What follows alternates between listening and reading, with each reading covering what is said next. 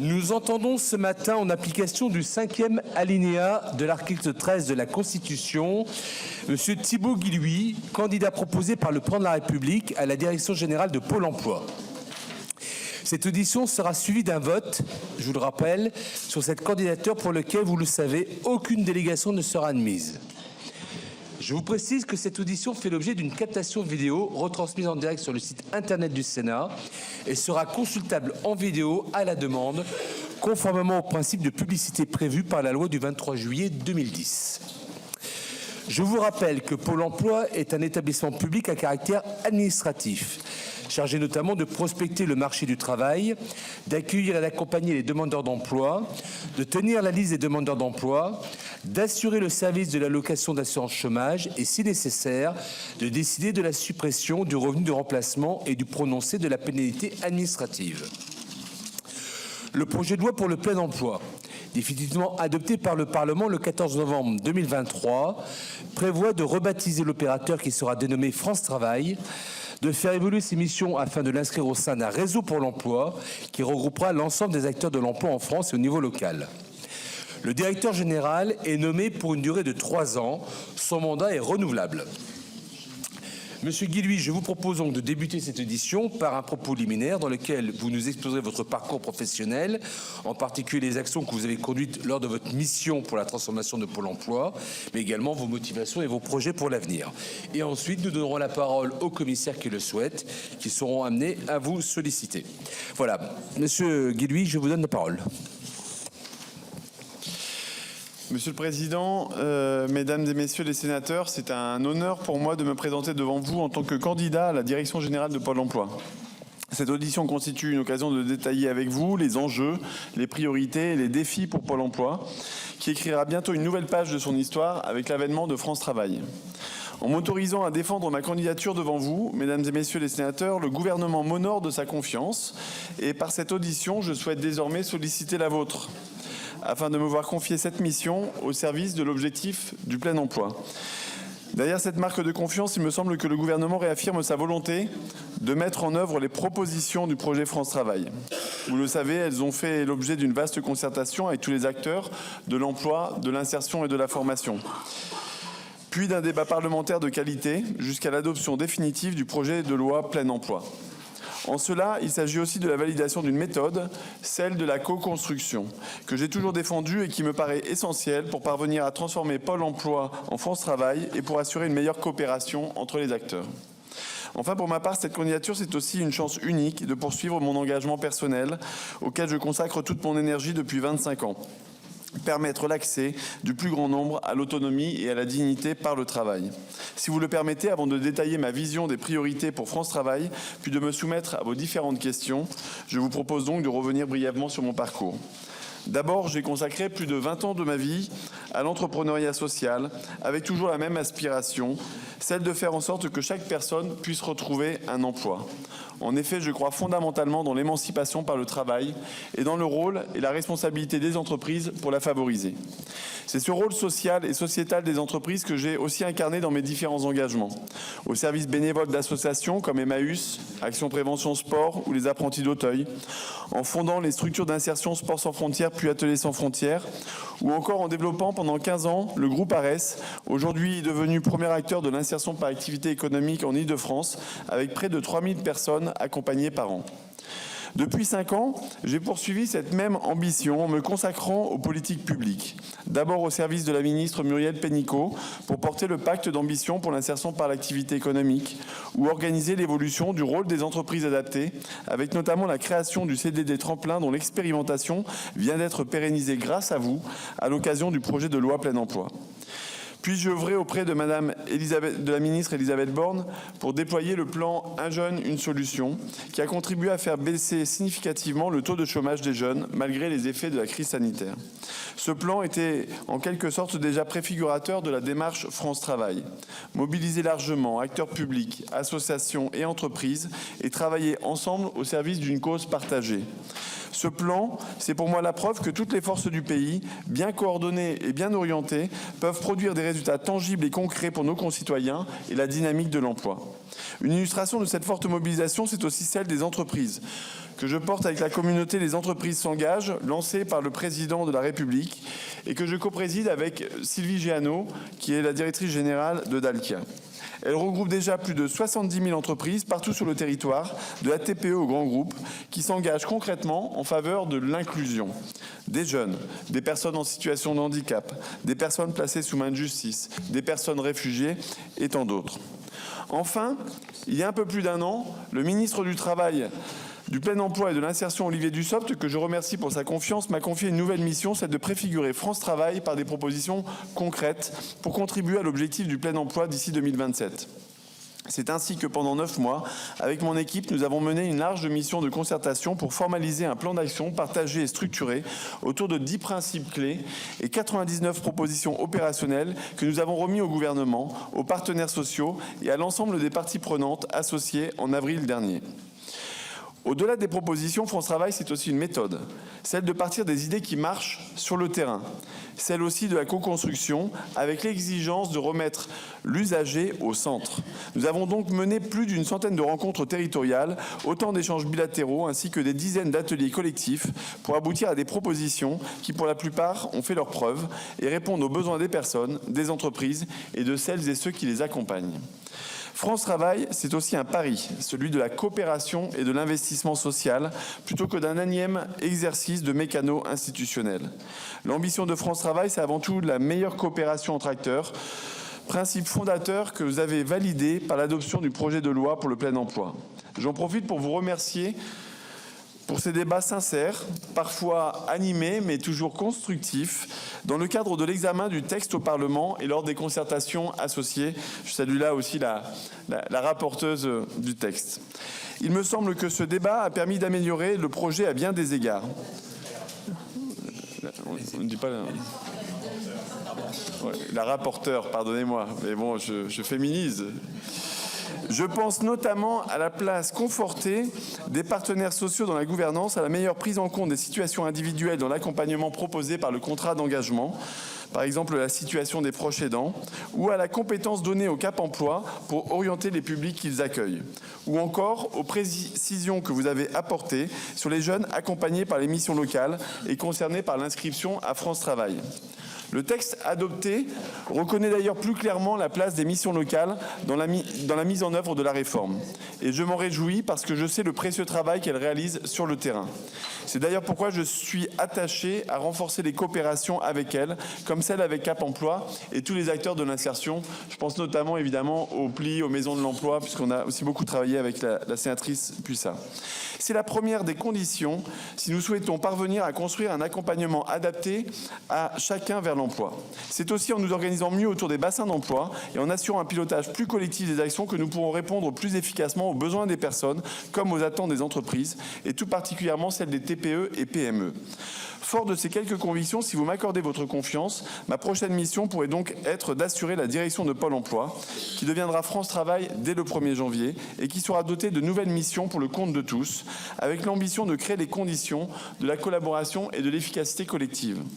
Avant de vous préciser mes priorités pour France Travail, je tiens d'abord à saluer l'actuel directeur général, Jean Basser, qui a largement contribué à transformer la maison Pôle emploi pendant ses 12 années de mandat, et avec qui j'ai eu le plaisir d'œuvrer ces dernières années dans la mise en œuvre de nombreuses actions.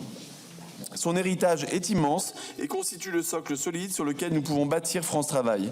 Une organisation solide et territorialisée, la mise en place des parcours d'accompagnement intensifs et individualisés, à l'instar du contrat d'engagement jeune, le développement de la relation avec les entreprises, avec la constitution d'un réseau de près de 5 700 conseillers, ou encore la transformation digitale des services, sont autant de fondations solides pour France Travail.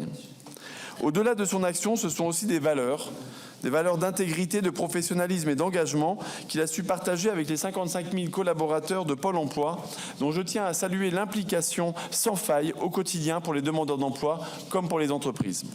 Je tiens aussi à remercier l'ensemble des membres du conseil d'administration qui m'ont fait l'honneur de leur confiance quant à ma candidature. Pour mettre en œuvre l'ambition de France Travail, je vois donc 3 grandes priorités à porter. Comme je l'ai déjà exprimé, La première d'entre elles, c'est naturellement d'engager la transformation de l'opérateur pour répondre à ces nouvelles missions inscrites dans la loi avec la meilleure efficacité possible.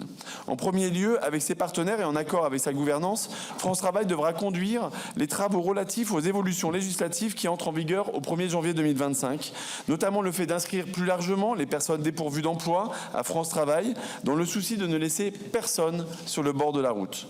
Les orienter rapidement vers le bon référent d'accompagnement pour définir ensemble un contrat d'engagement et permettre un parcours adapté assurant un retour le plus rapide possible à l'emploi. Il conviendra aussi de mettre en place la nouvelle sanction dite de suspension et remobilisation et les nouvelles modalités de contrôle. Ces différentes dispositions supposeront un travail important dans les prochains mois avec les partenaires du réseau pour l'emploi, notamment la CNAF, les conseils départementaux, les missions locales, Cap Emploi et tous les acteurs qui contribuent à l'insertion dans les territoires. France Travail devra aussi assurer la mise en œuvre opérationnelle des missions pour le compte de tous. La fonction d'appui de l'opérateur, premièrement, à la mise en place des gouvernances du réseau pour l'emploi. Il s'agit ici de l'opérationnalisation et de la déconcentration des décisions, avec notamment la mise en place des comités locaux du réseau pour l'emploi et le travail de feuilles de route partagées au niveau des bassins d'emploi. Pour l'opérateur, il s'agira en particulier de renforcer la culture du pilotage au résultat, avec la capacité donnée à l'ensemble des acteurs et des gouvernances de prendre de meilleures décisions basées sur des résultats factuels et mesurés. C'est la logique que nous poursuivons, déjà avec les expérimentations et qu'il nous faudra faire monter en puissance. Je crois fondamentalement que les décisions doivent se prendre au plus proche du terrain et des usagers. Deuxièmement, le développement d'un système d'information plateforme et des communs numériques nécessaires pour simplifier le quotidien des professionnels, des entreprises et des demandeurs d'emploi. C'est aussi un meilleur partage de la donnée pour tenir la promesse du dites-le-nous une fois, supprimer progressivement les charges de reporting et permettre un pilotage de l'ensemble sur la base d'indicateurs partagés. Aussi, France Travail devra accélérer ses investigations sur l'intelligence artificielle qui risque de bouleverser nos manières de travailler. Troisièmement, il nous appartient de favoriser l'interconnaissance entre les professionnels, valoriser leur capacité d'initiative et d'innovation et accompagner la montée en compétences de chacun grâce à la mise en œuvre de l'Académie France Travail. C'est une condition nécessaire pour parvenir à mener les grandes transformations que nos ambitions appellent. J'ai confiance dans l'engagement de tous ces agents et je tiens donc à prendre soin de ceux qui prennent soin, car c'est par eux que nous réussirons. Deuxième grande priorité, dans une logique d'efficacité et face à une conjoncture incertaine, nous devons mener avec la gouvernance de France Travail les actions qui présentent le plus haut rendement en termes de création d'emplois. Il s'agit d'abord de déployer progressivement les actions d'aller vers et l'accompagnement intensif des personnes qui en ont besoin. C'est notamment la philosophie des 15 heures d'activité au moins. Les premiers retours du contrat d'engagement jeune nous montrent déjà que cela a des effets bénéfiques sur le retour à l'emploi. Comme vous l'avez rappelé lors des débats au Sénat puis en CMP, cette intensification de l'accompagnement doit se faire en préservant la logique de personnalisation des parcours et en s'adaptant aux situations de chacun, comme le précise la dernière version du texte. Il convient aussi de prospecter et d'accompagner davantage les entreprises, notamment les TPE. France Travail doit être demain le partenaire RH de l'ensemble des entreprises qui recrutent et non plus seulement des entreprises qui le sollicitent. C'est l'un des principes du rapport de préfiguration de France Travail. Aider les employeurs à recruter plus simplement et plus rapidement pour s'ouvrir à tous les talents possibles. Mieux pourvoir à tous les besoins, notamment dans les secteurs en tension et créer in fine plus d'emplois durables. Dans le même esprit, il faudra poursuivre le travail aux côtés des conseils régionaux et des branches professionnelles pour relever le défi des compétences d'aujourd'hui et de demain en se mobilisant pour proposer aux demandeurs d'emploi des formations plus efficaces pour leur retour à l'emploi. Je crois par exemple qu'un dispositif comme la préparation opérationnelle à l'emploi, dont les effets sur le retour à l'emploi sont prouvés, mériterait d'être simplifié et accéléré. Sur ces différents objets, nous avons un enjeu de pilotage et de montée en puissance itérative. C'est d'ailleurs dans cette logique que nous travaillons dans le cadre de la préfiguration. Avec les conseils départementaux sur l'accompagnement des bénéficiaires du RSA. Ce sont déjà 18 territoires pilotes qui sont entrés dans l'expérimentation, avec plus de 12 000 bénéficiaires du RSA en parcours d'accompagnement rénové et des premiers signes de satisfaction. Une prise en charge beaucoup plus rapide, un diagnostic socio-professionnel partagé qui permet une meilleure prise en compte de la situation des personnes et une accélération de l'accompagnement vers l'emploi. Des données de pilotage accessibles à tous en temps réel permettent un suivi au plus proche du terrain, des plans d'action partagés, de la mobilisation des entreprises du territoire également. Nous travaillons aussi avec les partenaires sociaux, les élus locaux et les régions, dont 7 ont d'ores et déjà signé des protocoles de préfiguration de France Travail, déclinant des feuilles de route opérationnelles autour des enjeux de formation professionnelle, de services aux entreprises et d'adaptation aux besoins économiques et sociaux de chaque bassin de vie. Nous devrons mener des évaluations d'étapes au fil de nos transformations et en tenir compte dans le déploiement des différentes initiatives de la réforme et de la priorisation des moyens budgétaires qui seront affectés. Je tiens à cet égard à pouvoir rendre des comptes régulièrement devant vous, Monsieur le Président, Mesdames et Messieurs les sénateurs, et selon les modalités que vous voudrez bien m'indiquer. Enfin, troisième et dernière grande priorité, il me semble que nous pouvons gagner en efficacité sur l'indemnisation. Pôle emploi verse pour le compte de l'État et des partenaires sociaux, gestionnaires du régime d'assurance chômage, un ensemble d'allocations appuyées sur une réglementation complexe et qui évolue régulièrement. C'est la mission fondamentale, celle qui sécurise les demandeurs d'emploi sur leurs ressources pour qu'ils se tournent en confiance vers le retour à l'emploi. 2 défis devront, je le crois, être relevés par France Travail, lutter plus fortement encore contre les versements à tort des allocations. Lutter aussi contre le non-recours aux droits en simplifiant les demandes d'allocations et en accélérant les échanges de données entre administrations pour faire vivre, là aussi, le principe du « dites-le-nous une fois ». Voilà, mesdames et messieurs les sénateurs, les quelques grandes priorités que je tenais à mettre en avant dans ce propos liminaire et qu'il conviendra de décliner avec la gouvernance de France Travail et l'ensemble de ses collaborateurs et de ses partenaires. J'ai eu l'honneur de travailler à la préfiguration de France Travail à vos côtés. Vous savez les convictions fortes qui sont les miennes pour servir cette belle et grande mission et je suis donc très heureux de pouvoir en discuter avec vous. Je me tiens donc à votre disposition pour l'ensemble des questions que vous souhaitez me poser. Merci, Monsieur Guilhuy, pour cette intervention. Alors, nous allons procéder donc à un certain nombre de collègues souhaitent vous poser des questions. Je vais commencer en tant que rapporteur de cette audition, puis ensuite je donnerai la parole à Pascal Gruny et Frédéric Puissat, nos rapporteurs sur les travaux que nous avons menés, puis ensuite à l'ensemble des sénateurs.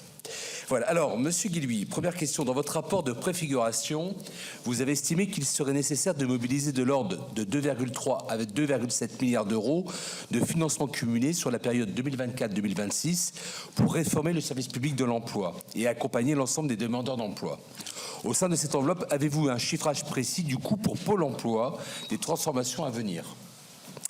Deuxième point, la réforme de Pôle emploi en France Travail a aussi pour ambition de renforcer l'offre des services aux entreprises, même si cet aspect ne relevait pas directement de la loi pour le plein emploi. Quels sont selon vous les chantiers prioritaires pour renforcer les liens entre Pôle emploi et les employeurs ? Et dernière question, quel bilan faites-vous du rapprochement depuis 2021 des Cap Emploi et de Pôle emploi, sujet qui me tient particulièrement à cœur. Voilà. Donc je vous laisse répondre à ces premières questions et ensuite la parole à nos 2 rapporteurs.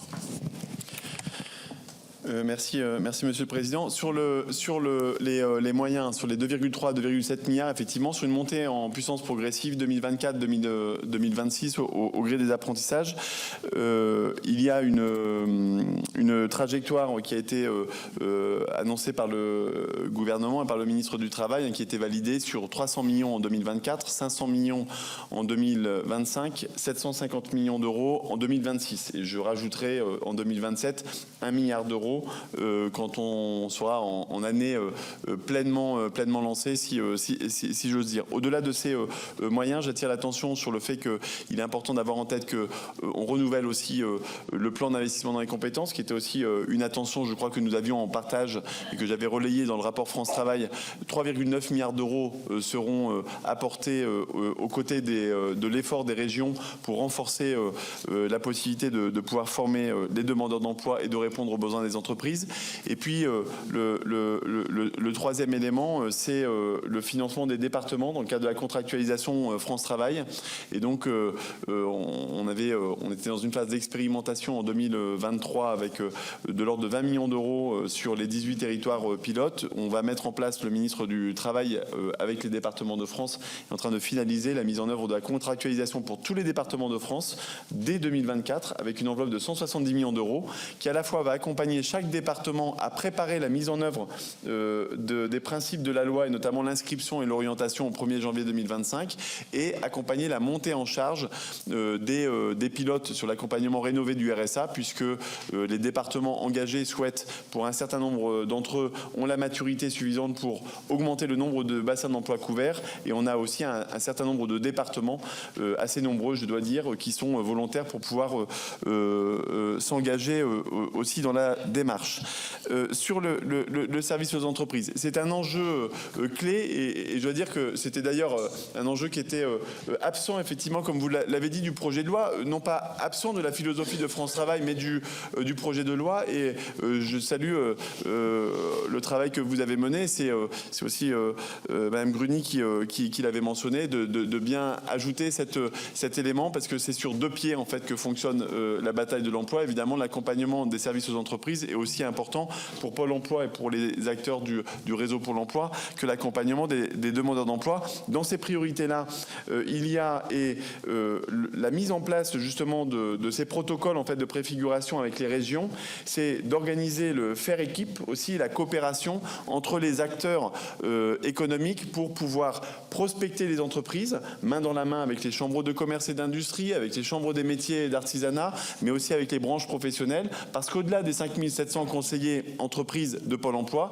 il y en a aussi parfois dans les plis, dans les maisons de l'emploi, dans les conseillers, dans les missions locales, et puis il y a aussi 4000 conseillers par exemple dans les branches professionnelles portées par les OPCO, et l'idée c'est qu'on fasse équipe pour s'assurer qu'on prospecte beaucoup plus d'entreprises et qu'on les accompagne et qu'on leur apporte les meilleurs services. Car si les services de Pôle emploi se sont grandement améliorés en direction des entreprises ces dernières années, on est passé de l'ordre de 50% de satisfaction à 83% de satisfaction pour les entreprises qui utilisent les services de Pôle emploi, il est vrai que les entreprises, et notamment les plus petites, sont encore trop nombreuses à ne pas bénéficier des services proposés par Pôle emploi, de l'ordre de 25% pour les petites entreprises, quand les grandes entreprises, eux, recourent largement aux services de Pôle emploi. Donc ça, c'est les priorités, l'accessibilité, notamment pour les TPE-PME.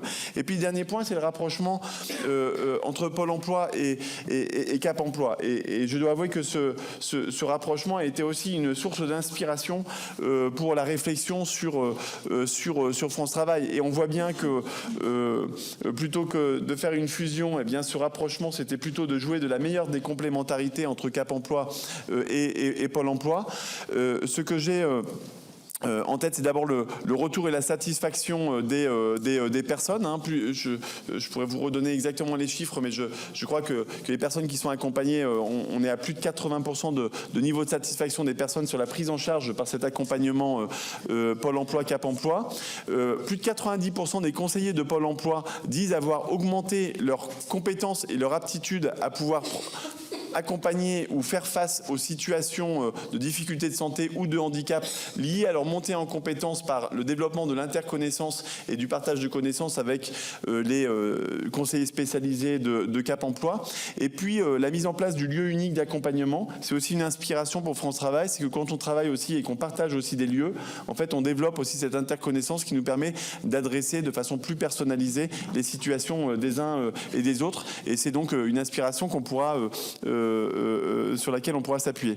Le dernier point peut-être, c'est que du coup, fort de ce bilan, il faut qu'on aille plus loin, et c'est d'ailleurs le fruit des propositions qui sont sorties de la conférence nationale du handicap, et dont 9 des dispositions vont pouvoir se mettre en application suite au vote de la loi, et notamment le fait que France Travail, ce soit d'abord une approche de droit commun, et qu'on mette en place, et on va tester dès 2024, avec les acteurs du handicap et les MDPH, la capacité à pouvoir orienter les personnes, quelle que soit leur situation. Je pense notamment aux situations les plus complexes, par exemple les jeunes qui sortent du LIS ou d'IME. Merci beaucoup pour vos réponses. Je donne tout de suite la parole à Frédéric Puissat.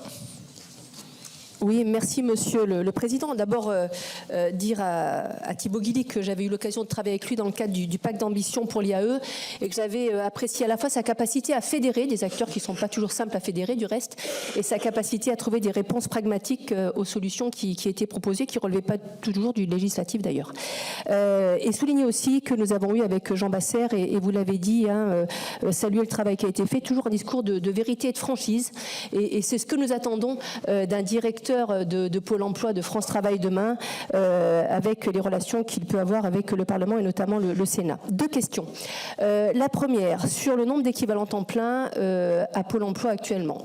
On a été plusieurs à noter qu'en 5 ans, les effectifs de Pôle emploi avaient progressé de 10%. Alors c'est vrai qu'on peut considérer que c'est pas assez, on peut considérer un certain nombre de choses de part et d'autre. En tout cas, nous, ce qu'on perçoit quand même au sein de la majorité, c'est qu'il y a eu quand même, certes, un élargissement des prérogatives de Pôle emploi. Il y a eu les sièges qui sont arrivés, il y a eu effectivement une attention particulière portée au milieu économique. Mais d'abord, on a un enjeu qui est de savoir si demain, on sera en capacité de déployer la réforme qui va s'annoncer avec le nombre d'emplois nécessaires. Alors, on en a créé 300, c'est vrai, en 2024, sans financement, je le rappelle quand même, puisqu'il n'y a pas eu de progression du financement pour Pôle emploi pour ces 300 emplois. Et puis, il y a un reliquat qui reste de la crise sanitaire d'un certain nombre d'emplois. Donc, ce que nous demandons, nous, c'est une évaluation du nombre d'ETP à Pôle emploi. Donc, première question, est-ce que vous comptez conduire cette évaluation? Est-ce que vous considérez que vous avez le nombre d'agents suffisant pour conduire la réforme à venir? Deuxième question, le financement de Pôle emploi et notamment la contribution de l'UNEDIC à Pôle emploi. Je rappelle qu'elle a longtemps été de 10%, que sans l'accord des partenaires sociaux, elle est passée de 10 à 11% et que le gouvernement espérait, par l'accord national interprofessionnel qui s'est conclu il y a peu de temps, l'a passée de 11 à 12 à 13%. Or, elle est restée à 12% dans l'accord national interprofessionnel. Est-ce que vous considérez que ces 11% sont suffisants et notamment pour mener la réforme à venir pour passer de Pôle emploi à France Travail? Merci beaucoup. Et je donne maintenant la parole à Pascal Gruny, qui était rapporteur du projet de loi pour le plein emploi. Oui, merci Monsieur le Président et merci Monsieur Guillouis pour votre première intervention. Alors, tout d'abord, moi, j'avais une première question concernant le contrat d'engagement qui doit définir les 15 heures hebdomadaires d'activité. Donc, vous en aviez parlé dans votre rapport de préfiguration. Après, le gouvernement ne souhaitait pas, et donc vous suiviez, bien entendu, le gouvernement il ne souhaitait pas l'inscrire dans le texte de loi, qui finalement a été inscrit à notre initiative.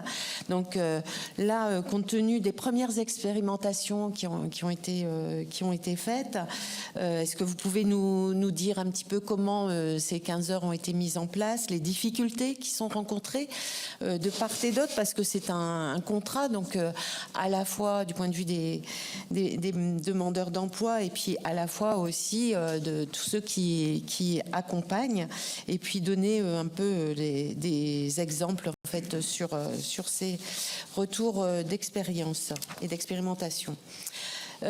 Ensuite, lors de l'examen de la loi pour le plein emploi, nous avons veillé à ce que le réseau pour l'emploi permette à tous les acteurs de travailler ensemble sur le terrain, de mettre en commun leurs moyens, tout en respectant les prérogatives de chacun. Je pense notamment aux collectivités territoriales, aux missions locales, bien entendu.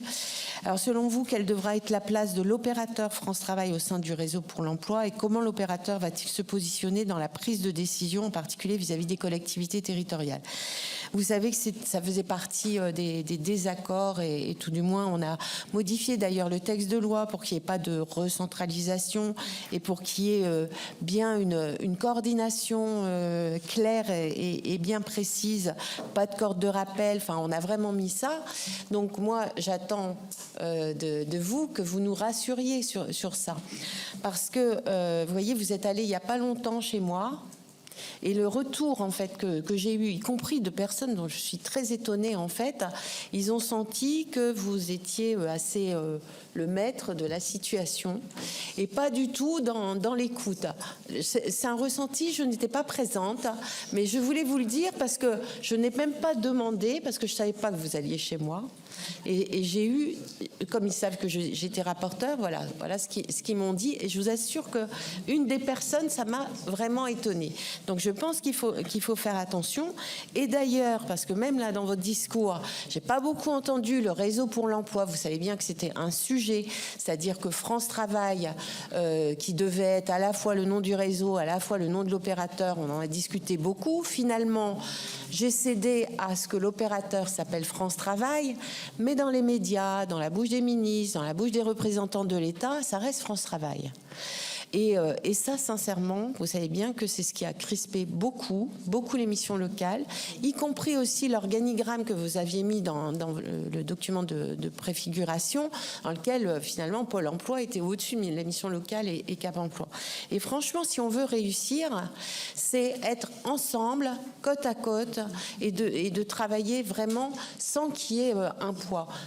Pôle emploi, devenu l'opérateur France Travail, bien entendu sera là pour les appuis parce qu'il y a une connaissance importante, il y a aussi tous les services informatiques, etc. Donc ça va être déjà, je dirais, voilà, quand même à la tête de toutes les informations, enfin la majeure partie des informations, mais s'il n'y a pas les bons échanges, si les agents aussi ne travaillent pas correctement et se sentent, eux, investis d'un certain pouvoir, ça ne fonctionnera pas. Et l'objectif, on le partage tous, c'est-à-dire de ramener les gens vers l'emploi. Donc moi je veux que vous me rassuriez sur cette bonne coordination, sur cette capacité d'écoute et sur le respect en fait du texte de loi qui a été voté et d'insister sur le réseau pour l'emploi. France Travail, c'est l'opérateur, c'est juste un changement de nom pour l'opérateur, mais ça n'est pas le réseau. Je vous remercie. Merci Madame la rapporteure. Monsieur Guilhuy, je vous laisse répondre à ces questions. Alors sur les questions sur les moyens.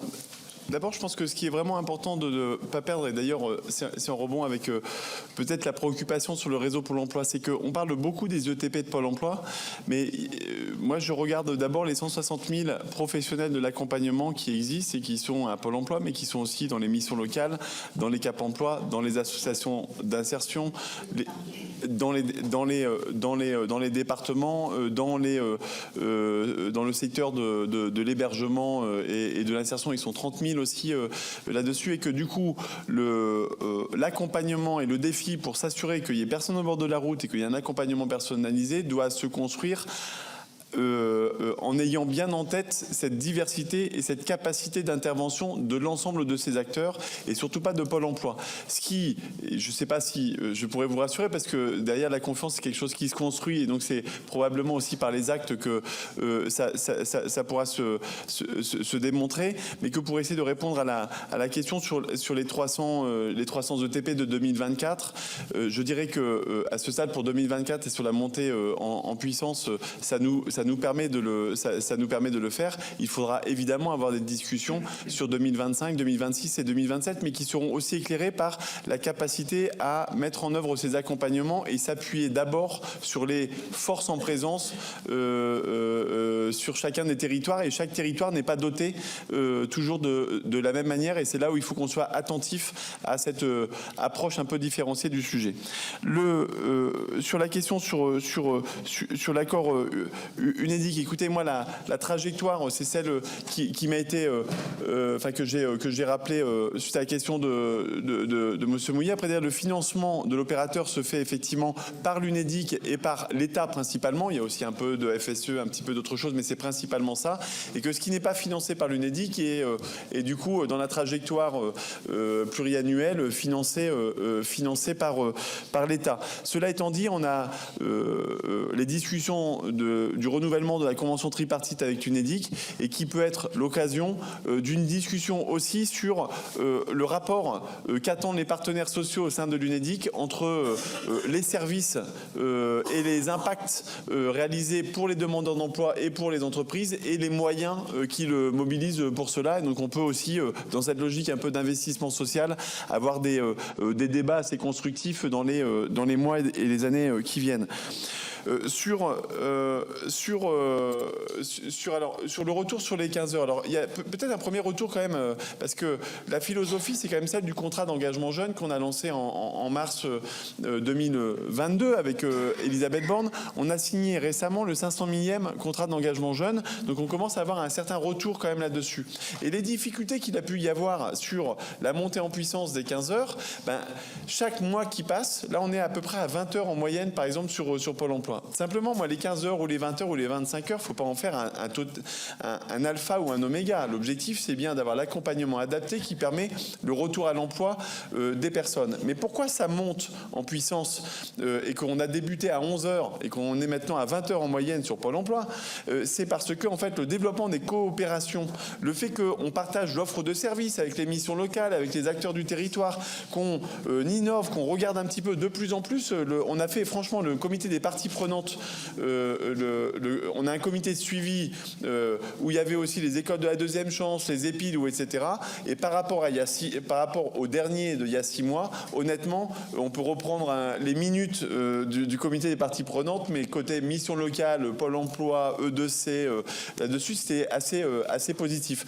Ça ne veut pas dire qu'on n'a pas encore des défis devant nous. Je pense notamment au service civique qu'on peut encore améliorer, mettre en visibilité un certain nombre de services sur les territoires, la place des immersions et du rôle des entreprises, de l'implication des entreprises dans le cadre des contrats d'engagement jeunes. On progresse, mais on n'y est pas encore sur ça. Et donc, on a aussi tout un tas d'axes de progrès. Et on a, ensemble, avec les parties prenantes, validé de façon assez unanime une feuille de route pour les axes de progrès sur la mise en œuvre de ces 15 ou 20 heures.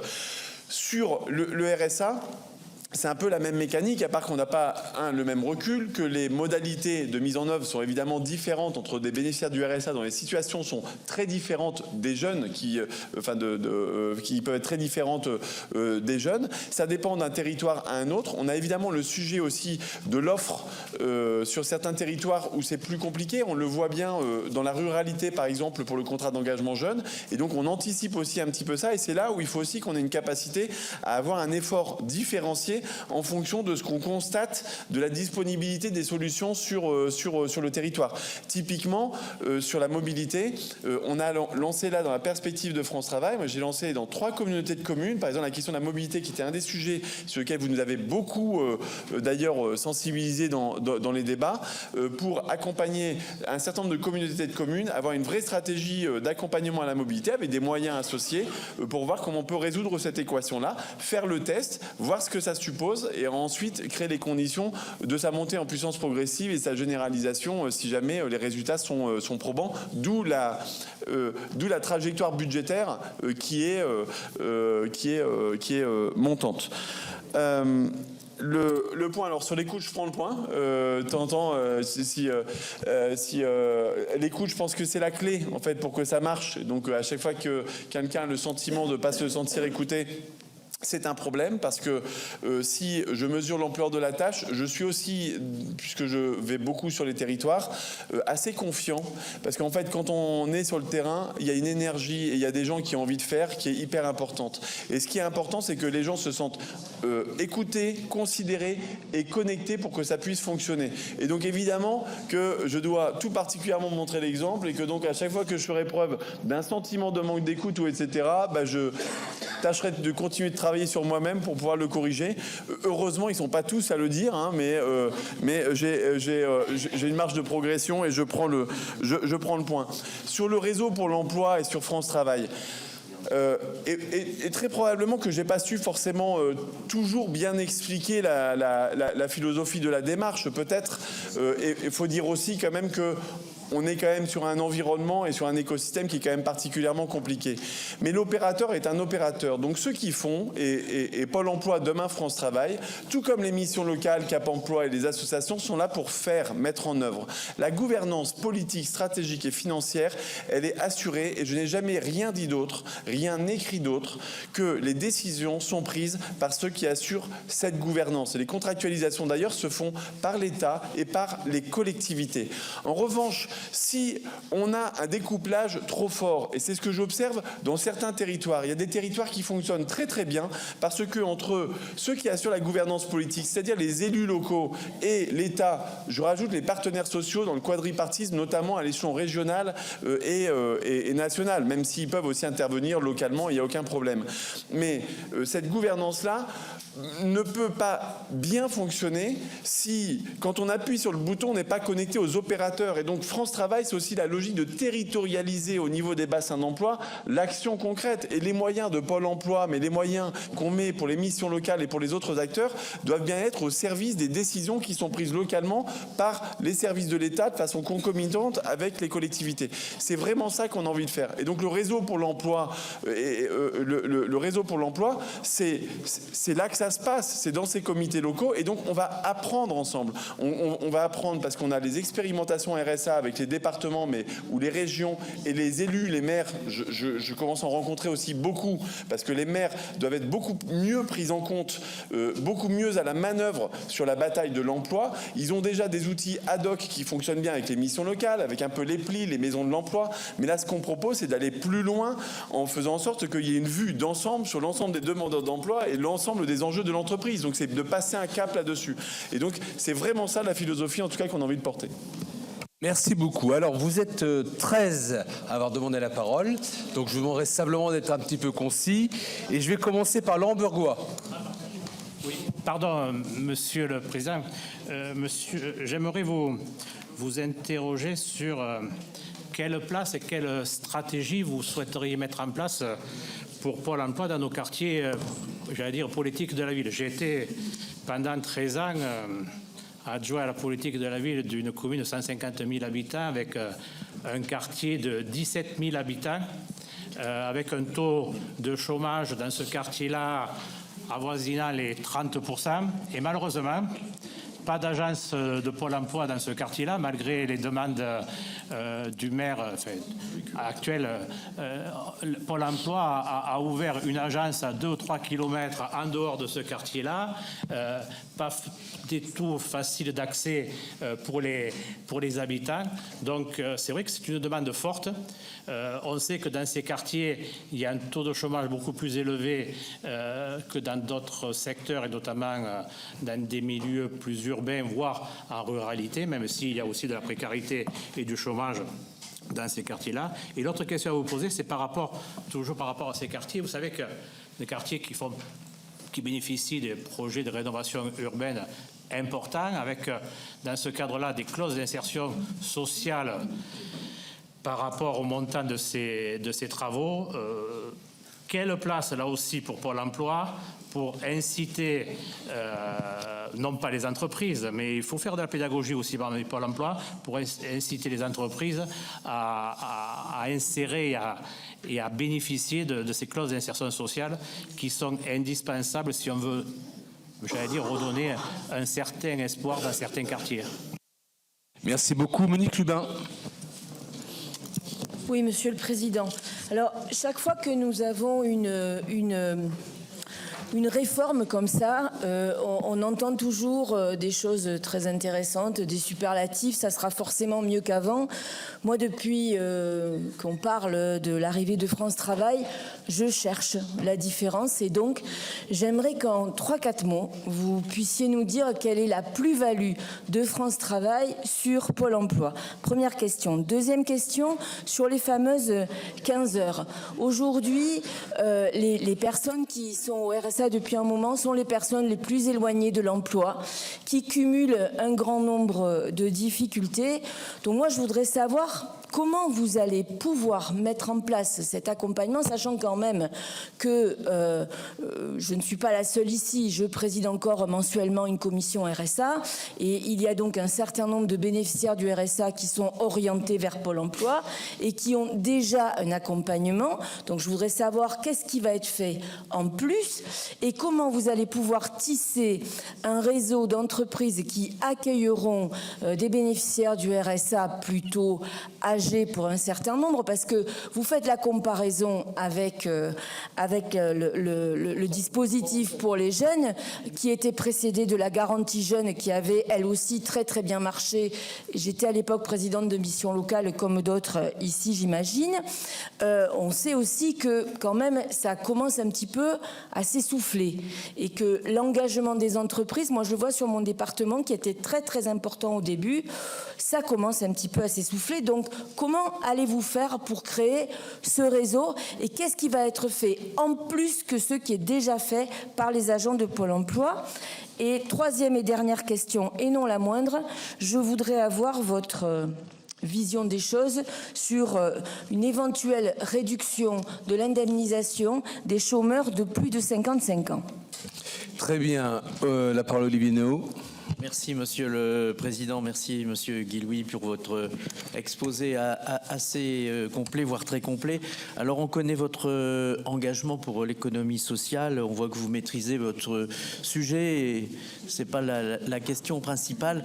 Ma question concerne plutôt la question de la gouvernance. Vous y avez répondu et notamment vous avez été interpellé par ma collègue et notamment la capacité à créer de la collégialité et de la connexion, parce que sans ça, ça ne marchera pas. La connexion avec les entreprises, avec les partenaires sociaux dans leur ensemble et avec les territoires, avec les régions, les métropoles et les départements. Au fond, je vais vous dire en toute sincérité que le doute, il est là, sur la capacité, non pas sur votre capacité et votre connaissance du dossier, mais votre capacité à créer cette collégialité. Je vous remercie. Très bien. La parole à Jocelyne Guidez. Oui, merci Monsieur le Président. J'ai eu l'occasion lundi de visiter une grosse entreprise. Il y avait la mission locale et puis Pôle emploi qui était présent. Et on a pu s'apercevoir que l'inclusion au sein de cette entreprise était plutôt particulièrement absente. Alors, je ne pense pas que ce soit un manque de volonté, mais plutôt, comment dire, un problème de savoir-faire. Voilà, c'est de se dire comment on peut inclure une personne handicapée au sein de l'entreprise en respectant bien sûr tout ce qui peut être sécurité. Alors moi je voulais savoir si vous pouvez accompagner les entreprises sur ce genre de sujet. Et vous avez parlé des aidants, mais très rapidement. Il y a une loi qui existe, c'est de, comment dire, le temps de travail au sein de l'entreprise, une adaptation donc du temps de travail. Comment faire respecter déjà la loi? Parce qu'aujourd'hui, les entreprises ne respectent pas cette loi-là. Donc, c'est pas tout de faire des lois. Donc, j'en suis dépositaire de cette loi. Si, en fin de compte, elle n'est pas respectée, donc je ne vois pas comment on peut avancer sur ce genre de sujet. Et comment reconnaître aussi l'aidant dans l'entreprise, puisque généralement, il ne se fait pas connaître. Donc, comment aller à la recherche, justement, de l'aidant dans l'entreprise? Alors, comment pensez-vous mettre ce genre de choses en place? Merci. Merci beaucoup. Émilienne Poumirol. Oui, mais... Pardon. Merci, Monsieur le Président. Mes questions vont rejoindre, ça ne vous étonnera pas, celle de Monique Lubin, puisque vous êtes à l'origine, monsieur, du texte que nous avons combattu sur le plein emploi, puisqu'il procède pour nous d'une logique... Pardon, vous ne me voyez pas. Je vais me tourner. D'une logique adéquationnelle, hein, je dirais, entre des gens qui sont au RSA et qui sont culpabilisés parce que, comme si c'était de leur faute, alors que c'était aussi un échec de Pôle emploi, et des postes vacants et qu'il suffit de les mettre face à face pour que ça fonctionne. Avec en plus une idée de sanction qui ne va faire, selon nous, qu'aggraver la précarisation. Donc ma première question porte un petit peu sur le problème du financement et sur le problème du nombre d'emplois à Pôle emploi, puisque Pôle emploi va avoir tous les inscrits et va donc avoir beaucoup plus de cas à traiter. Et donc, comment vont-ils arriver? Et en particulier aussi la formation des agents de Pôle emploi, puisqu'il va falloir qu'ils soient davantage formés pour voir les techniques d'insertion. Je rappelle que les départements et les missions locales avaient cette mission. Et donc, ma deuxième question, à part celle du financement et du nombre d'emplois, rejoint, pour une fois, nous sommes d'accord, d'accord avec, enfin pas pour une fois, mais avec Pascal Gruny sur le réseau. Parce que, quoi que vous en disiez, on a l'impression et le sentiment que c'est Pôle emploi qui va chapeauter et être le grand chef et que les autres vont venir demander la permission de faire quelque chose sans avoir... et donc, quelle est vraiment la réalité de la coordination de l'ensemble des acteurs qui continuent à vouloir participer. Et une question aussi sur un nouveau terme que je viens d'entendre dans votre présentation. Que va être l'Académie France Travail? Encore un nouveau terme, est-ce que c'est un nouveau gadget? C'est quoi l'Académie France Travail? Merci. La parole à Corinne Ferré. Merci, Monsieur le Président. Au risque d'être répétitive, je souhaite non seulement vous poser une ou deux questions, mais aussi réaffirmer, redire qu'au moment où cette réforme, ce projet de loi a été examiné, débattu, ici dans l'hémicycle, notre groupe politique, y était fortement opposé et nous avons voté contre. Alors aujourd'hui, vous êtes devant nous pour, après avoir porté ou initié ou suggéré cette réforme, vous êtes devant nous pour vous présenter en tant que candidat aux fonctions de directeur général, futur directeur général de Pôle emploi ou France Travail. Pour autant, donc ce vote et cette approche négative de notre part m'amène à vous poser effectivement des questions concrètes, et aussi parce qu'hier, nous avons évoqué débattu sur la mission budgétaire travail-emploi, donc le lien il est très direct. Je veux revenir sur les moyens attribués à Pôle emploi ou France Travail demain dans ce budget 2024. Mes collègues l'ont dit, 300 emplois ou 300 équivalents temps plein sont programmés. Nous considérons que cela est insuffisant par rapport aux enjeux qui attendent demain, même pas après-demain, mais demain, France Travail, Pôle emploi, 300 ETP sur 53 000 salariés, donc voilà, ça fait 0,0, etc. C'est pas beaucoup. Vous avez, et vous serez à la tête de responsabilité de plus de 900 agences et relais de proximité, parce que c'est bien là aussi, me semble-t-il, le but d'être en proximité avec celles et ceux qui sont en recherche d'emploi. Donc vous ramenez, vous faites un petit ratio avec 300 collaborateurs supplémentaires, ça nous semble nettement insuffisant. Tout comme les moyens dédiés, encore une fois, à cette réforme de France Travail. Vous l'avez rappelé, c'est ce que vous aviez évoqué dans votre rapport, un coût de 2,3 milliards à 2,7 milliards d'ici à 2026. Mais n'oubliez pas de rappeler aussi que les départements, dans leur ensemble, nous avaient tous alertés en disant on est très très très en deçà du coût ou des moyens qui seront nécessaires pour cette nouvelle façon d'accompagner les demandeurs d'emploi, et particulièrement le fait d'une inscription obligatoire pour les bénéficiaires de RSA. Ce sont 2 millions de personnes qui vont être normalement en lien avec Pôle emploi France Travail. Donc on est très en deçà des moyens nécessaires et attendus. Donc au-delà de... Je ne sais pas si je peux vous poser la question, puisque vous serez... vous postulez en tout cas pour être futur directeur général, mais au-delà de la nouvelle ponction ou la ponction supplémentaire qui sera faite sur l'UNEDIC, sur les recettes de l'UNEDIC, on a eu un débat déjà d'alerter, certes, l'UNEDIC est en excédent depuis... cette année et l'année passée, mais n'oublions pas les dettes qui sont très importantes et le plan de désendettement qui était engagé, UNEDIC, organisme ou organisation paritaire. Donc là aussi, le dialogue social dont on parlait tout à l'heure, il est essentiel à respecter. Vous avez évoqué le travail que France Travail ferait sur le versement des allocations chômage. Bien évidemment, je n'aurai pas la décence de vous rappeler qu'avec la réforme de l'assurance chômage, les choses ont bougé, les choses ont évolué, que de nombreux hommes et femmes vont se retrouver sans assurance, sans indemnité du fait des nouvelles règles. Et sans parler, comme l'a dit ma collègue, de ce qui pourrait être envisagé pour les plus de 55 ans. Donc ce que vous souhaitez mettre en œuvre, pouvez-vous nous le préciser un peu plus?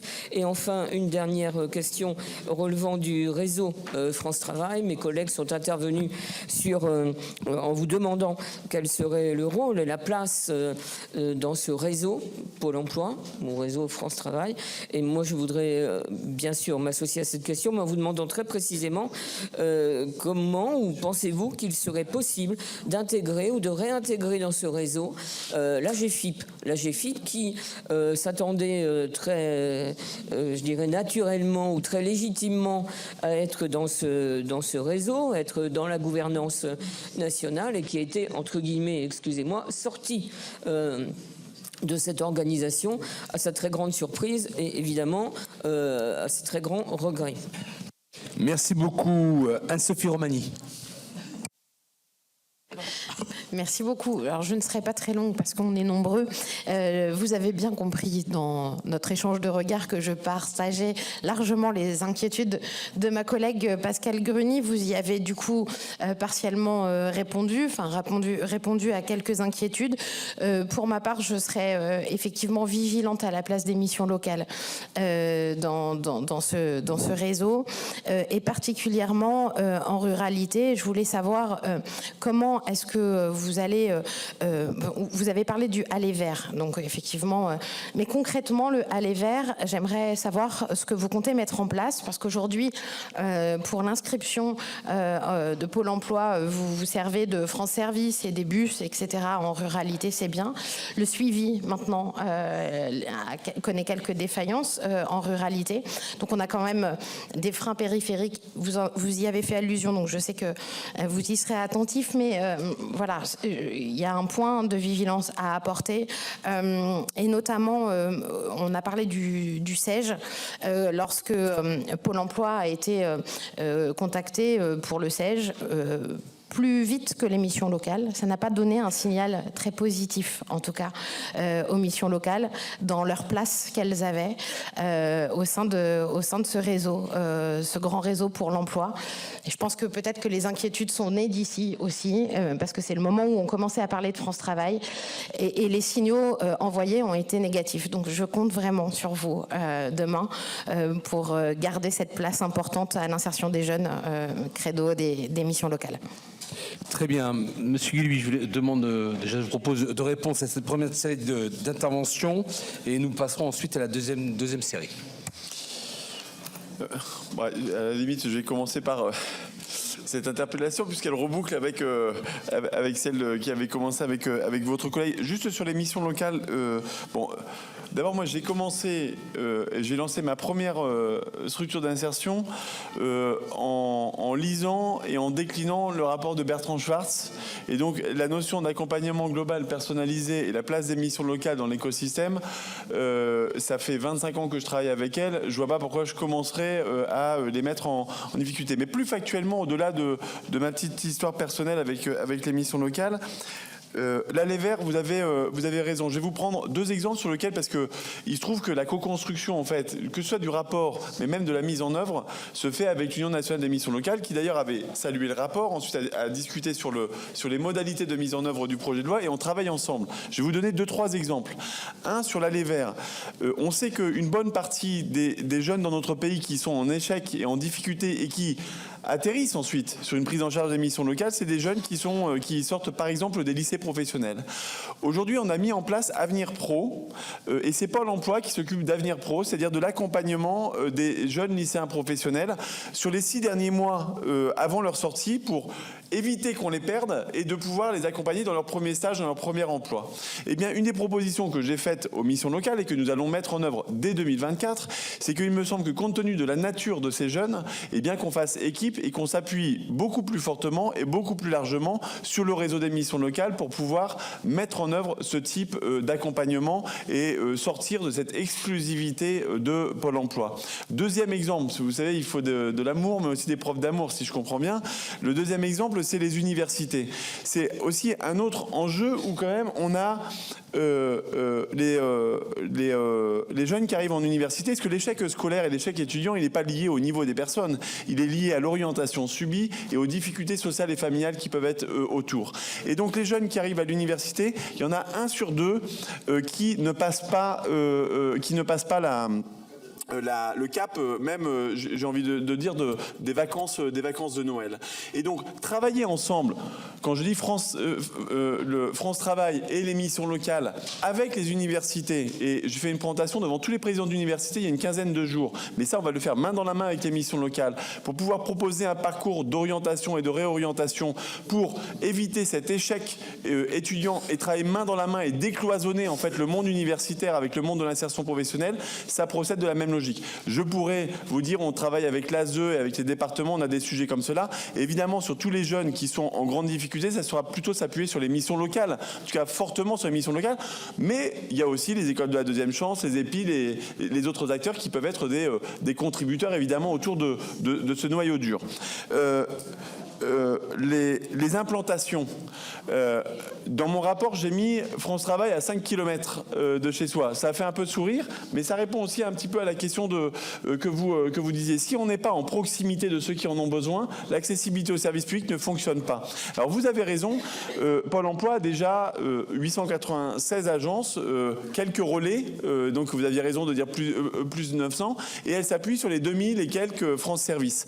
Mais les missions locales, c'est 7000 implantations partout sur le territoire et notamment là-dessus.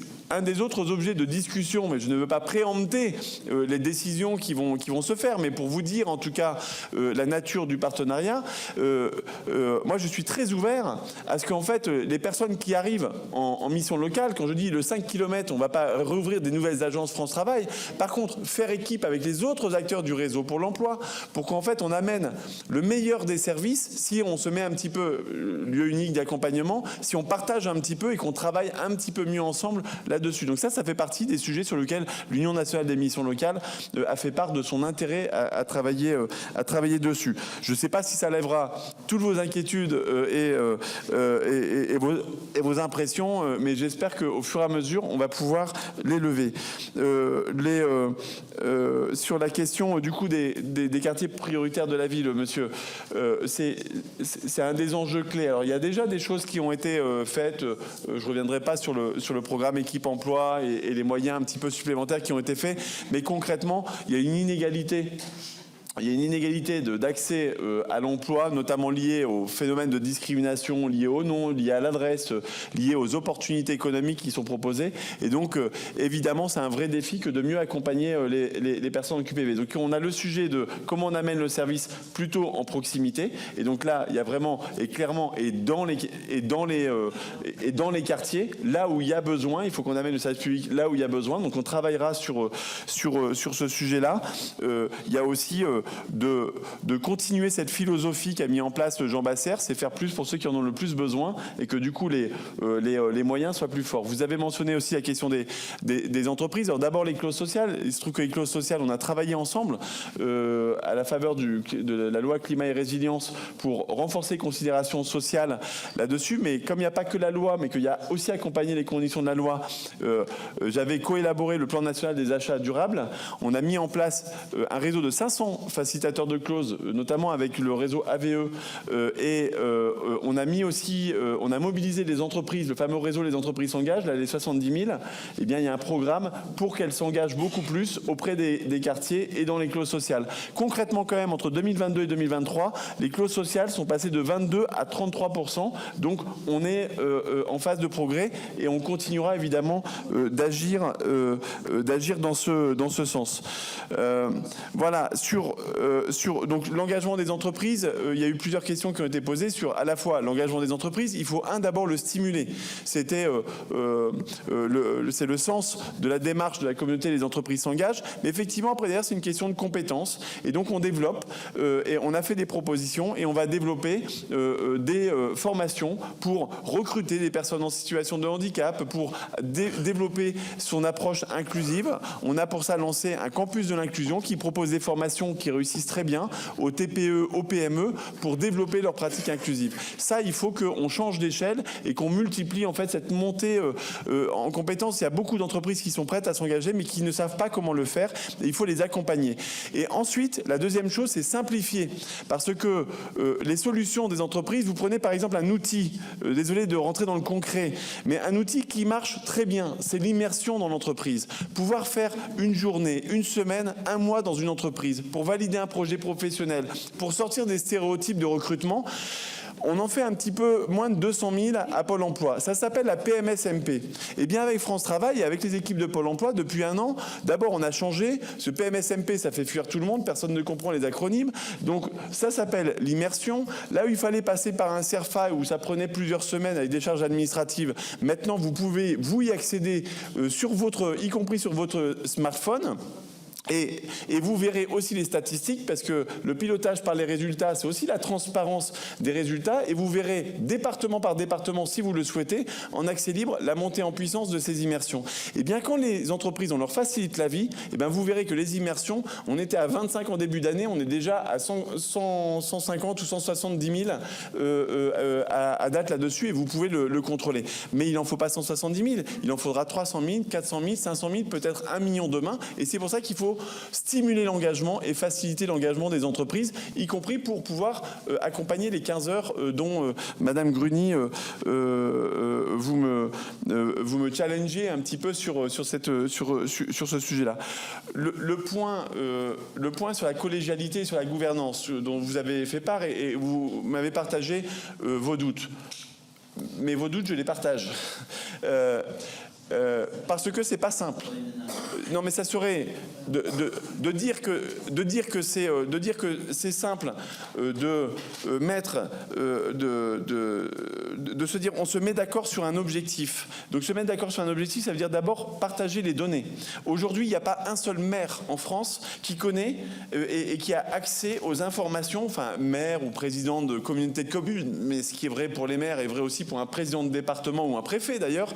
On ne connaît pas où sont les personnes qui sont sans emploi ou éloignées de l'emploi, parce qu'évidemment, il y a un peu les fichiers de Pôle emploi, pour autant qu'ils y aient accès. On a les bénéficiaires du RSA, on a les jeunes. Et donc d'abord, la première des choses, c'est de partager avec les élus et avec les services de l'État les personnes et quels sont leurs besoins là-dessus. Donc ça, c'est ce qu'on a commencé à faire avec les expérimentations dans les départements et que nous allons prolonger et déployer dans les gouvernances locales et dans les comités locaux. La deuxième des choses, c'est qu'une fois qu'on connaît les demandeurs d'emploi et les entreprises, il faut qu'on puisse prendre des décisions. Et certains m'ont parlé de l'accompagnement. Oui, mais il y a la garde d'enfants. Oui, mais il y a le logement. Oui, mais c'est exactement ça la philosophie de France Travail. C'est qu'on n'est pas dans un adéquationnisme et que pour accompagner quelqu'un, eh ben, on ne peut pas accompagner à un moment donné l'emploi et à un autre moment le logement ou la garde d'enfants. C'est de façon concomitante. Et c'est là où c'est le réseau pour l'emploi et qu'on ne peut travailler qu'en réseau là-dessus. Mais pour ça, il ne suffit pas juste de mettre les gens autour de la table, parce que ça a déjà été fait. Moi, ça fait 20 ans que je suis dans l'insertion et que je vois aussi, on appelle à se mettre autour de la table. Mais il faut aussi, après d'ailleurs, donner les outils pour passer à l'action. Donc c'est les données et la prise de décision où le maire, lui, il a peut-être parfois les moyens, par exemple sur la garde d'enfants, pour créer des places en crèche à VIP supplémentaires avec le maire et le département. Mais si la région, elle, ne veille pas à ce que son offre de formation est accessible ou adaptée à des personnes soit en situation d'aidance ou de handicap, donc il ne faut pas du temps plein, mais il faut du temps partiel, ça ne marche pas. Et donc ces comités locaux, c'est un seul comité, là où aujourd'hui il y en a 4 ou 5, c'est-à-dire une gouvernance unique et simplifiée, et où le maire, le président de département ou son représentant, la région et l'État sont ensemble pour faire un peu pot commun pour atteindre l'objectif qui est choisi. Et comme j'ai des doutes, monsieur Hainaut, eh ben en fait, je ne crois qu'à une chose, c'est à la mise en place en bonne intelligence sur les territoires. Et comme il se trouve qu'il y a déjà des territoires qui le font, d'ailleurs, c'est comment on accompagne ces bassins d'emploi. On va les outiller, on travaille avec eux pour les outiller, pour discuter avec les maires, les élus, et mettre en place dans les semaines qui viennent, dans les mois qui viennent, apprendre de ce mode de fonctionnement pour se dire de quoi on a besoin ensemble pour qu'au niveau des bassins d'emploi, on puisse mieux mener cette bataille pour le plein emploi. Et c'est pour ça aussi que je pense que ça, c'est typiquement un sujet sur lequel ça sera intéressant de revenir régulièrement pour voir les apprentissages qu'on a fait et comment on peut progresser ensemble sur cette réelle gouvernance simplifiée et opérationnelle du réseau pour l'emploi. Voilà pour les principales. Alors vous avez parlé de formation et de l'Académie France Travail. Franchement, c'est pas nouveau, hein. C'est dans le rapport. Et en fait, cette académie, et on peut l'appeler autrement, c'est pas le sujet, mais le sujet, c'est qu'il faut développer l'interconnaissance. Je n'ai jamais vu et en 20 ans de pratique, et ça n'existe pas un chargé d'insertion sociale et professionnelle qui connaît toutes les solutions. C'est pas possible. Parce que entre l'accès au droit, le logement, la connaissance des systèmes très complexes de formation, d'emploi, de santé. Et donc, ce qui est important, c'est que ça travaille ensemble et qu'on développe l'interconnaissance pour que le travailleur social du département puisse faire le premier kilomètre de l'emploi en passant, en pouvant s'appuyer sur l'opérateur qui va savoir le faire. Si un conseil de mission locale rencontre une problématique d'hébergement, qui puisse se connecter au travailleur social du centre d'hébergement d'urgence ou au centre d'hébergement de réinsertion sociale là-dessus. Et donc développer cette interconnaissance, elle est absolument clé pour qu'on gagne en efficacité. C'est ça l'objectif de l'Académie France Travail. Merci beaucoup. La parole à Khalifé Khalifé. Merci, Monsieur le Président. Je voulais vous remercier, Monsieur, pour votre présentation et saluer, comme vous l'avez fait, le travail de Jean Basser, que j'ai eu le plaisir de côtoyer un peu en Moselle, où, pour revenir sur ce que vous venez de dire à l'instant, la coordination est importante. J'ai eu le plaisir de le faire durant un mandat qui se termine au niveau du département de la Moselle, où on a fédéré effectivement l'ensemble des acteurs, État, Pôle emploi et associations, en finançant aussi des associations qui étaient les facilitateurs pour chacun des territoires, et ça se passe plutôt bien. On a pu diminuer d'une façon significative le nombre de RSA sur notre territoire, parce qu'on en a sur 1 million d'habitants, 25 000 à peu près personnes qui relèvent du RSA. Ma question aujourd'hui est d'actualité, on en a parlé déjà ce matin. Est-ce que vous avez prévu dans vos réflexions une plateforme spécifique pour aider les étudiants qui le souhaitent à trouver un travail adapté et compatible avec leur scolarité? Merci beaucoup. La parole à Viviane Mallet. Oui, merci Monsieur le Président. Monsieur Guilly, merci pour votre exposé. Alors moi, je vais vous amener à La Réunion, département que vous avez visité. Depuis la recentralisation du RSA et malgré ses compétences légales en matière d'insertion et d'accompagnement de tous les bénéficiaires du RSA, le département de La Réunion n'a plus accès à l'ensemble des données utiles à la prise en charge de ce public. L'expérimentation France Travail en est directement impactée. L'absence d'échange et d'actualisation, et vous en avez parlé, des données rend particulièrement complexe l'identification, la mobilisation et l'accompagnement même du public concerné. En outre, à ce jour, cette situation ne permet pas de disposer des données consolidées indispensables au pilotage de l'expérimentation. Quelles dispositions pouvez-vous prendre pour remédier à cette situation sur notre département? Alors, deuxième question. La loi prévoit que le gouvernement dispose d'un délai de 6 mois à compter de l'adaptation de la loi pour prendre les ordonnances d'adaptation du texte au contexte spécifique des Outre-mer. Les travaux relatifs à l'ordonnance n'ont pas commencé. Quel est le calendrier prévu et quelles sont les modalités de concertation avec les collectivités locales? Dans ce cadre, comment comptez-vous prendre en compte les résultats de l'expérimentation du département de La Réunion? De même, les crédits liés à la levée des freins à l'insertion pourront-elles être mobilisés pour accompagner la dynamique d'encouragement à la reprise d'activité engagée par le département de La Réunion dans le cadre du dispositif R+, que vous connaissez très bien? Merci pour vos réponses. Merci beaucoup. La parole à Marie-Douce Slimane. Merci Monsieur le Président. Bonjour Monsieur. Merci pour votre présentation. Alors moi je vous ramène à une île plus proche, l'île de France, après ma collègue Viviane Mallet. Voilà, on n'aura pas un grand déplacement à faire. Parce que nous posons les mêmes problématiques, je pense que toutes les régions se posent les mêmes problématiques, celle de la compatibilité et de la coordination des systèmes d'information pour le pilotage le plus efficient possible des dispositifs de tous les acteurs du champ de l'emploi, la formation professionnelle, bien sûr. Ensuite, une petite question très opérationnelle et d'actualité. Pôle emploi est sûrement le premier opérateur de l'État avec, je crois, 55 000 équivalents temps plein. on est dans la séquence des recherches d'économie. Est-ce que vous êtes déjà projeté, parce que vous serez sûrement sollicité à ce titre, sur des perspectives de recherche d'économie, étant entendu que là, vous allez avoir un supplément de postes pour pouvoir mener à bien l'installation du futur opérateur. Est-ce que vous êtes déjà projeté sur cette perspective? Un autre sujet qui concerne le contrôle de la recherche d'emploi, c'est sûrement un sujet qui est lacunaire dans notre système en France.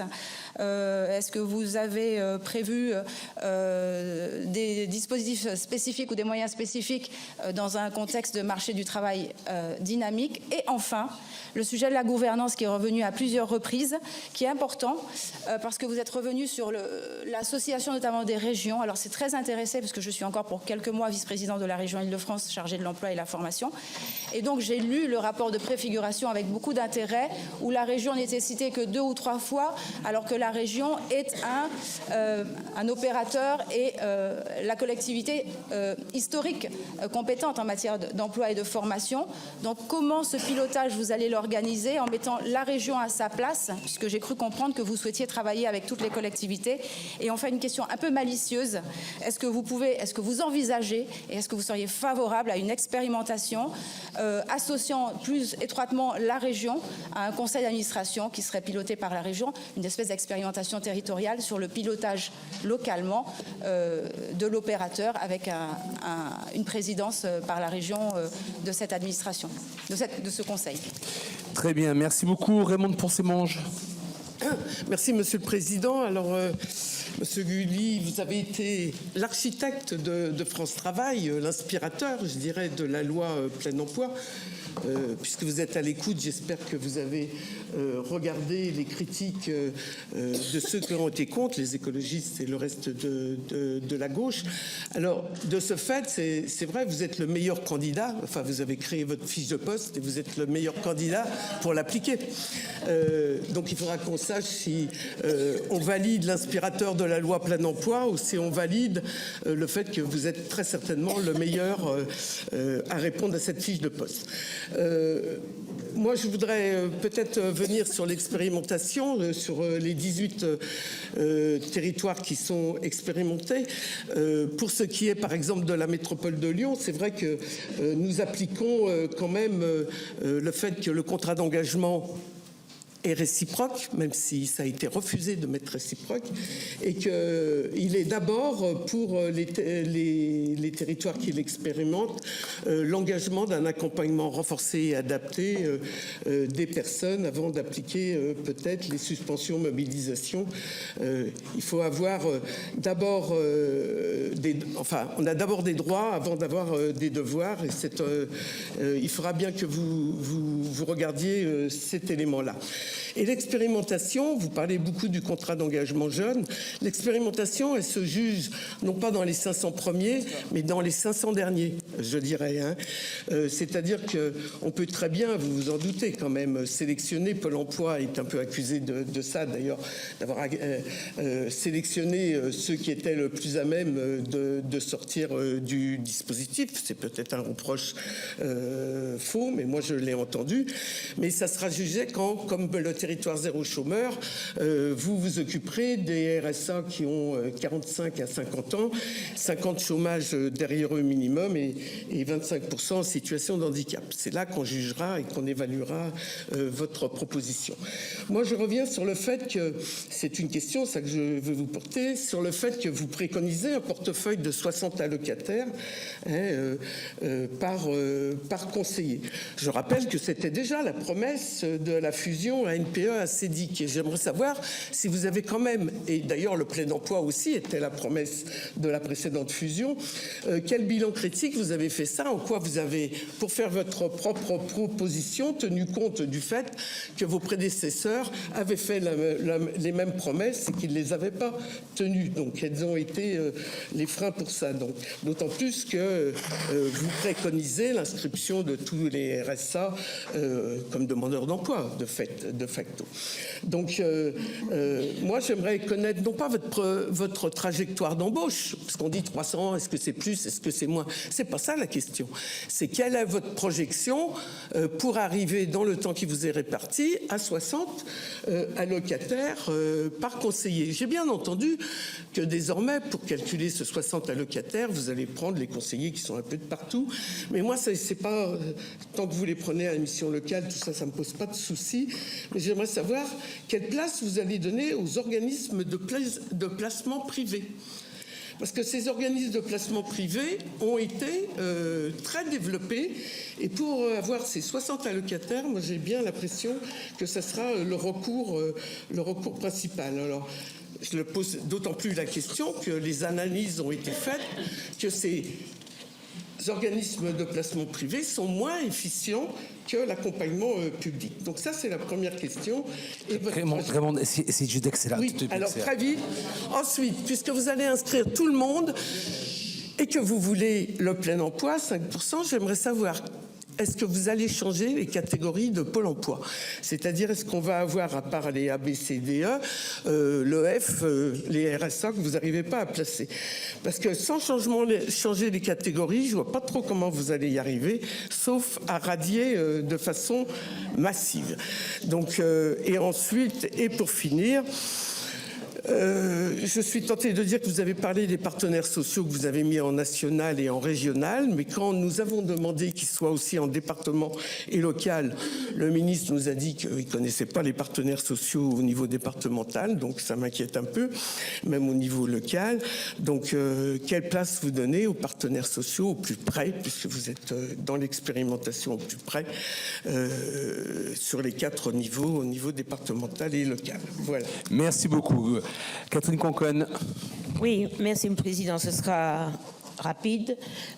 Monsieur le futur potentiel directeur général, vous êtes appelé à faire la révolution dans cette maison. J'espère que cette révolution ne s'arrêtera pas uniquement au changement de nom, nouveaux concepts, etc.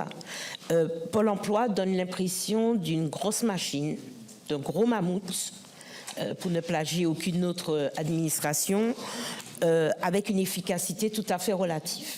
En tout cas, c'est le vécu que j'ai et le vécu, je suis de la Martinique, le vécu que beaucoup de chefs d'entreprise et beaucoup d'usagers ont du Pôle emploi. Beaucoup de monde, beaucoup de moyens déployés, beaucoup de budget certainement, mais une transparence somme toute relative sur l'efficacité et le fait que les mesures mises en place et les résultats soient percutants. Ça, c'est la première chose. Donc, j'espère qu'on sera dans une organisation aujourd'hui extrêmement moderne, qui passera par des enquêtes d'évaluation régulières, faites de manière beaucoup plus générale que ce qui se fait aujourd'hui, aussi bien auprès des chefs d'entreprise qui me disent régulièrement avoir plus d'efficacité quant à leur recrutement en passant par des cabinets de recrutement plutôt que Pôle emploi, mais également auprès des demandeurs d'emploi qui sont notre première cible. Donc, on attend cette révolution. Pôle emploi, c'est un acteur important, on a bien dit, plusieurs dizaines de milliers de salariés, un gros budget de l'État, le référent de l'État dans beaucoup de domaines. Donc, j'attends que vous puissiez nous dire quels sont les moyens qui vont être mis à la disposition d'une vraie révolution dans l'institution. Merci. Laurence Muller-Braun. Merci, Monsieur le Président, Monsieur le Directeur. Moi, je voudrais revenir sur l'emploi des seniors. Je crois que ça a été posé la question, mais je n'ai pas entendu la réponse. Alors, dans le cadre du projet plein emploi, l'État semble avoir les seniors dans le viseur. Et Bruno Le Maire a évoqué la possibilité de réduire la durée d'indemnisation spécifique aux demandeurs d'emploi de plus de 55 ans pour l'amener au même niveau que celle des autres catégories de demandeurs d'emploi. Or, on sait qu'en France, un employé est aujourd'hui considéré comme senior dès l'âge de 45 ans. Sa productivité n'est plus forcément considérée comme suffisante. Alors, en dehors des questions du deuil d'un emploi, où le salarié s'est souvent investi depuis de nombreuses années, on sait qu'il sera difficile de retrouver un emploi.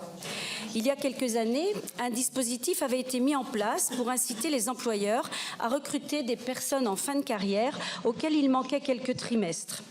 Avec le recul de l'âge de départ à la retraite, on risque de se retrouver avec des demandeurs d'emploi âgés de 60 ans et plus.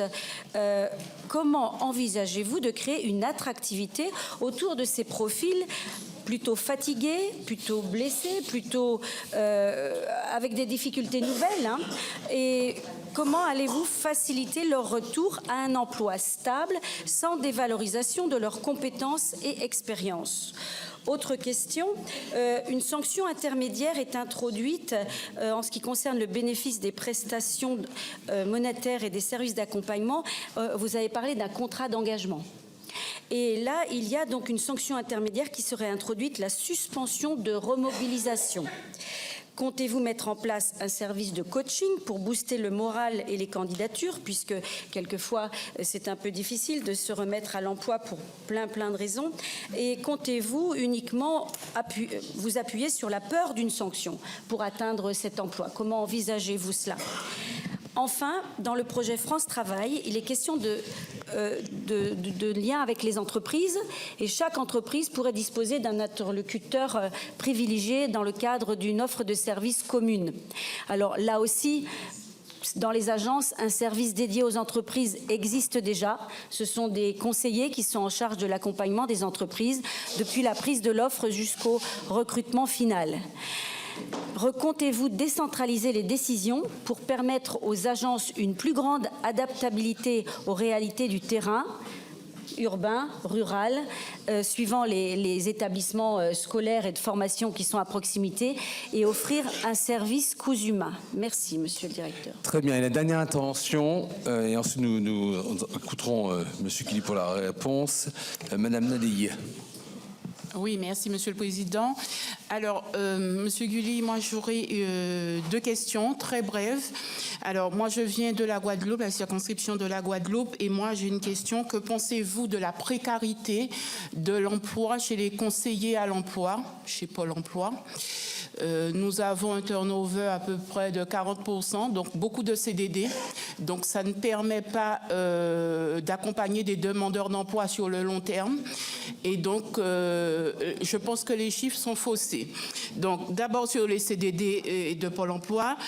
Deuxième question, le dispositif de l'accompagnement global, le partenariat qui est fait avec la collectivité départementale et le Pôle emploi. Il a été recruté 8 assistants de service social qui sont déployés dans les agences. J'aimerais savoir, est-ce que vous avez un retour au bout d'un an? Et enfin, troisième question, le dispositif AVIP, ce sont les crèches à vocation insertion professionnelle, qui a été déployé en Guadeloupe en mars 2023. Est-ce que vous avez un retour et est-ce que c'est positif? Voilà, merci. Voilà, Monsieur Guilly, je vous propose une réponse en 6 minutes pour arriver à un compte rond, parce qu'il y a beaucoup de questions et là on pourrait en passer que toute la journée. Et ensuite nous allons passer au vote. Du coup, pour essayer d'être exhaustif en 6 minutes, les aidants, c'est dans le texte, on va le prendre en compte. En tout cas, madame, pour les demandeurs d'emploi, la prise en compte des aidants dans l'accompagnement des demandeurs d'emploi. Et aussi, on fait des travaux avec un certain nombre d'acteurs pour valoriser aussi les expériences et les compétences des aidants. Donc là, c'est un sujet en tout cas qui est clairement pris dans France Travail et un très gros enjeu. AGFIP, je n'avais pas répondu, mais en tout cas, le travail avec l'AGFIP sur la mise en œuvre de toutes les mesures CNH, ils seront associés au comité technique, à la gouvernance France Travail, à chaque fois que leur contribution peut être apportée. Je crois qu'il y a des échanges aussi qui ont lieu entre les sénateurs et l'AGFIP récemment. Sur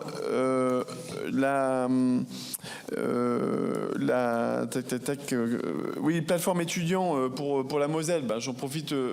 Sur ce sujet-là, il y a la plateforme Un jeune, une solution. Il y a quand même 14 000. Là, pour le coup, c'est moi qui ai eu le plaisir de la mettre en œuvre, et typiquement pour pouvoir apporter les bonnes solutions à chaque jeune en fonction de leur situation. Plus de 14 millions d'utilisateurs, et c'est quelque chose sur lequel on va continuer d'investir sur les mois et années qui viennent. Stage, chômage, job étudiant, accès à l'emploi, apprentissage, enfin apporter les bonnes solutions aux bonnes personnes. Sur la question de Madame la sénatrice de la Guadeloupe, alors d'abord sur les conseillers emploi, et ça je pense que il y avait aussi un peu des questionnements là-dessus. Quand même, il y a plus de 50 000 CDI pour 5 000 CDD. Le turnover sur tout Pôle emploi, alors peut-être après d'ailleurs, je n'ai pas été regardé sur les chiffres de la Guadeloupe, mais il est à 5,1%. Si toutes les entreprises étaient à ce niveau de turnover, donc à mon avis, je pense qu'en termes de stabilité là-dessus, est-ce qu'on peut encore améliorer les choses? Bien sûr, je ne dis pas ça, hein, mais on ne part pas d'une situation catastrophique. Le dialogue social fonctionne bien. Il y a eu 36 accords qui ont été signés depuis 2019. Il y a eu des élections récemment là-dessus. Et donc, est-ce qu'il faut l'attention à la QVT aussi, ces sujets-là sont pris en main. Il y a un dialogue social qui fonctionne bien. Et évidemment, il faut être extrêmement attentif à le consolider, à le renforcer pour améliorer ces situations. Et après, faire le traitement peut-être plus ponctuel sur un territoire ou sur un autre. Et là, je prends le point, mais on regardera dans un autre cas. L'accompagnement global, typiquement, c'est les résultats, on pourra vous les partager, mais typiquement l'accompagnement global, c'est quelque chose qui produit tellement des bons résultats, parce que c'est les travailleurs sociaux et conseillers Pôle emploi qui agissent ensemble pour accompagner les personnes les plus éloignées, et c'est ce qu'on est en train du coup de déployer sur France Travail. Merci de mettre le point sur les crèches à VIP, dont le nombre de places a fortement augmenté. Je ne voudrais pas me hasarder dans le chiffre exact, parce que j'en ai un, mais c'est quand même plusieurs dizaines de milliers de places à VIP qui ont été créées. Il faut continuer parce que la question de garde d'enfants pour l'accès à l'emploi est absolument majeure. Donc les retours sont très bons. Maintenant, est-ce que ça répond à l'entièreté des besoins? Il me semble que non, et qu'il faut qu'on continue cette montée en puissance extrêmement favorable qui est portée depuis quelques années avec le gouvernement et les collectivités. Sur la Réunion, alors les données CAF, mais ce qui est vrai pour la Réunion, et j'échange énormément avec les équipes à la Réunion là-dessus, mais est vrai dans tous les départements. Et donc on a engagé un chantier, j'ai eu un échange avec le directeur général de la CNAF encore récemment pour faire en sorte que l'accès aux données CAF soit possible pour tous les départements de France. Et ça sera débouclé d'ici le 1er janvier 2025 au plus tard, y compris parce que quand on demande 30 ou 40 fois à un bénéficiaire du RSA de justifier qu'il est au RSA, on lui fait perdre son temps, on fait perdre le temps des travailleurs sociaux, et en plus de ça, on n'est même pas sûr de la réponse. Donc en tout cas, ça, et sur le calendrier des Outre-mer, on vous le passera, mais on a déjà commencé à discuter de ça pour pouvoir adapter et de bien prendre en compte les spécificités quand même liées aux Outre-mer dans la mise en œuvre. Et d'ailleurs, le président de la Réunion et la présidente aussi m'avaient bien sensibilisé sur l'adaptation des outils. Il me reste même pas une minute là ou 2 minutes. Système d'info. Financement pour une aide financière pour le RSA. Je reviens avec vous. Système d'information plateforme. Il y a énormément d'investissements qui sont prévus pour pouvoir et d'outils qui ont déjà commencé à être développés avec les départements, mais on a aussi l'enjeu avec les régions et avec les villes pour avoir un SI plateforme et de l'interconnexion des données. Donc ça, c'est très engagé avec pas mal d'investissements, et ça, c'est un sujet majeur évidemment, y compris pour que les collectivités puissent avoir accès après d'ailleurs à toutes ces données. L'efficience, mais bien sûr que dès qu'on pilote une organisation, il faut réfléchir à son efficience, et nous savons qu'on passe aussi par exemple beaucoup de temps sur le reporting, et que le travail sur les outils nous permettrait d'automatiser un certain nombre de tâches pour en consacrer un petit peu plus à la relation et au service, qui est d'ailleurs ce qui motive le travail des conseillers et qui parfois aussi les démotive ou les décourage quand on voit la charge administrative qu'il peut y avoir là-dessus. Sur les seniors, puisque vous avez sur les seniors, on partage complètement. Moi, je ne vais pas me prononcer sur la question de l'indemnisation. En tout cas, ce que je peux vous dire, c'est que la réalité, c'est qu'aujourd'hui, les personnes seniors, certes, le taux de chômage des personnes seniors est plus faible, mais quand on regarde, quand on est au chômage à plus de 50 ou 55 ans, les durées au chômage sont 2 fois plus importantes pour un certain nombre de points sur lesquels vous avez pointé le doigt. Donc ça suppose... mais on partage, mais complètement, on est complètement d'accord sur le diagnostic. Ensuite, après, derrière, c'est qu'est-ce qu'on peut mettre en œuvre. Il y a à la fois les négociations qui ont été engagées avec les partenaires sociaux que je ne peux pas préempter, mais il y a aussi tout un tas d'actions, que ce soit à destination des entreprises sur les pratiques, accompagner la reconversion, adapter l'offre de formation aussi aux personnes seniors, développer la validation des acquis de l'expérience. Il y a un certain nombre de choses qui sont proposées dans les 99 propositions, qui sont de nature, en tout cas, à essayer d'améliorer la situation. Mais le chantier est aussi devant nous. Et merci de m'avoir remis le point sur un sujet sur lequel je suis particulièrement sensible, bien évidemment.